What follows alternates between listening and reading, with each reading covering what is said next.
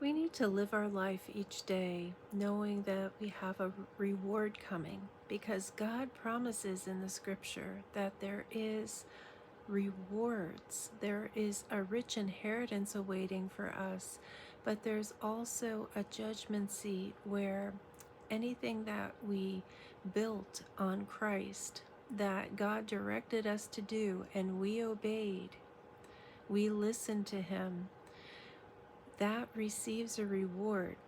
Not things that were built on our own desires, not things that we assessed would be a good idea to do, but God never told us to do that thing. That would be burned up. And so we have to be careful of that. We have to be careful of going off on a tangent because we think it's something that God would like us to do, but it wasn't anything that He wanted us to do. It wasn't anything He asked us to do.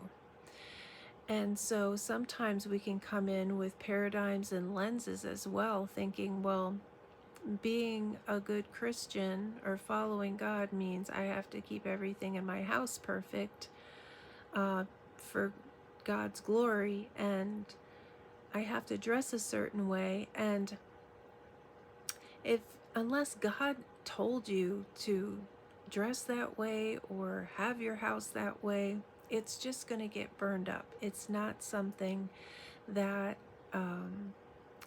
is like a reward that you would receive. Even though you had good intentions, it wasn't what God actually called you to do. So it's so important to stay connected to the Lord and understand what His will is for you, because for each person, the focus might be a little bit different. Some need to have a focus of, I don't know, whatever it is at a given moment. Maybe it's hospitality. Maybe it's getting into the Word more. Maybe it's going on a missions trip. There could be so many different things that God has for each person. And we need to live our life, though, disciplined to be surrendered to Him so that we can be in obedience, not open a door to the enemy, but He gives us incentives. He gives us incentives with the rewards for the judgment seat of Christ for believers are all about, rewards. And were you obedient in the various situations?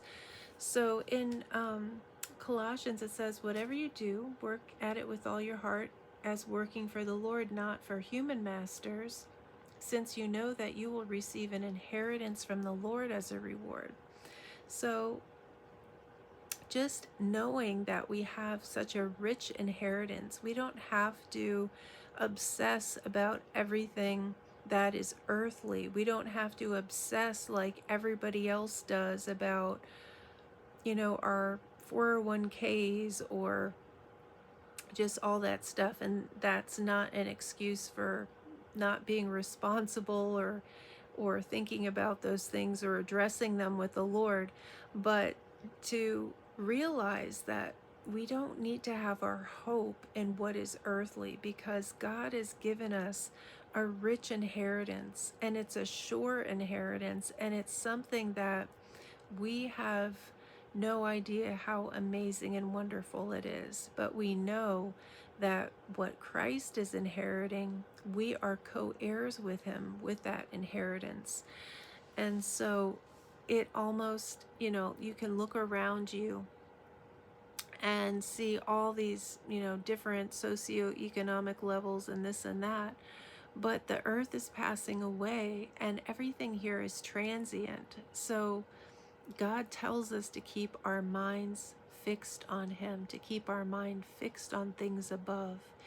And by fixing our mind on things above, we can be sure that we will have an incentive for obedience. Not that that should be the only incentive, because we love God and we want to obey Him and listen to Him and respond to Him, but He has wired us this way. He has wired us to desire reward, to desire the affirmation.